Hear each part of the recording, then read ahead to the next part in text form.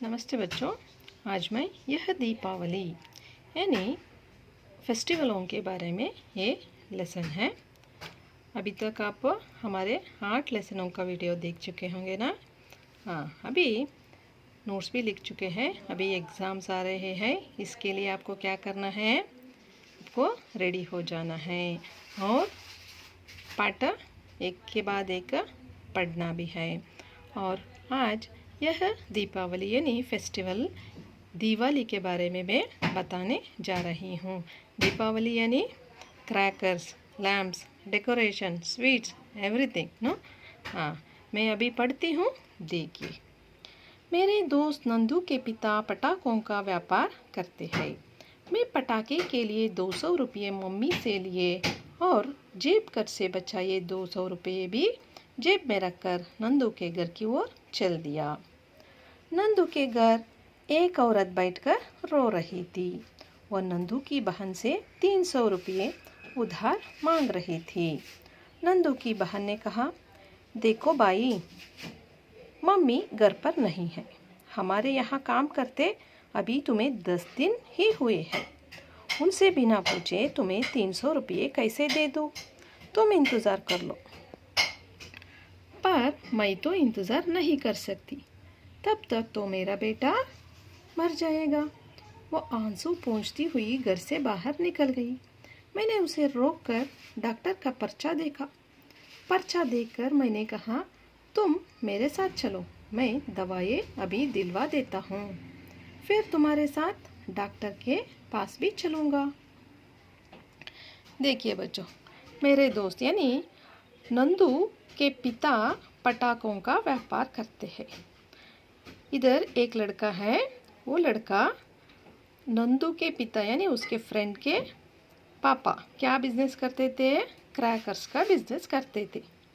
और ये लड़का यानी इस कहानी में आता ना, वो लड़का पटाखे खरीदने के लिए मम्मी से 200 रुपया लिया था और अपने जेब खर्च में भी यानी पॉकेट मनी होता ना, उसमें भी 200 रुपया बचाया था। बचाना यानी सेविंग्स किया था।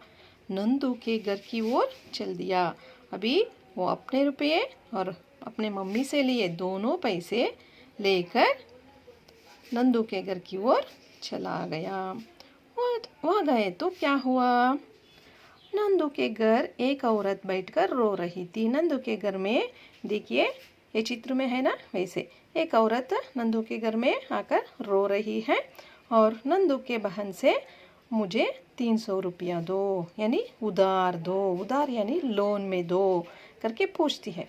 नंदू की बहन बोलती है, तुम तो हमारे घर में आकर अभी अभी 10 दिन हुए हैं, तुम्हारा पहचान भी नहीं, तुम्हारा घर कहाँ है वो भी मालूम नहीं। हम तुम्हारा भरोसा करके हम कैसे 300 रुपया दे सकते हैं? इसलिए मैं तो छोटी हूँ, अभी मम्मी भी घर में नहीं है, इसलिए तुम मम्मी आने तक इंतज़ार करो करके बोलती है। वो औरत क्या बोलती है, देखिए, पर मैं तो इंतज़ार नहीं कर सकती क्योंकि तब तक मेरा बेटा मर जाएगा। ओके, उसका बेटा बहुत परेशान था यानी बीमार था। बीमार यानी पेशेंट हो गया था, अस्पताल में था। इसलिए वो क्या पूछ रही थी, मैं आपके मम्मी के आने तक वेट नहीं कर सकती, मुझे जल्दी पैसा दीजिए करके वो बहुत बार पूछती है। She requested for only 300, that also very urgently because his son is not feeling well. वो मैं नहीं दे सकती करके जब वो नंदू की बहन यानी सिस्टर बोलती ना, तब वो आंसू पोंछती हुई वहाँ से यानी घर से बाहर निकल जाती हैं।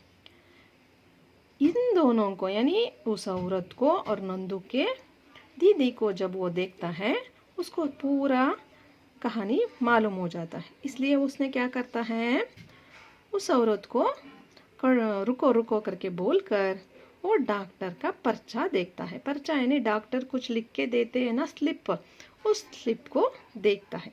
पर्चा स्लिप देखने के बाद वो बोलता है तुम मेरे साथ चलो, यू कम विथ मी, मैं दवाई अभी दिलवा देता हूँ, I will get you medicine, फिर तुम्हारे साथ डॉक्टर के पास भी चलूँगा, then I will come with you and I will come and meet the doctor also and I will get you medicine also. He took the slip and he told to the woman like that.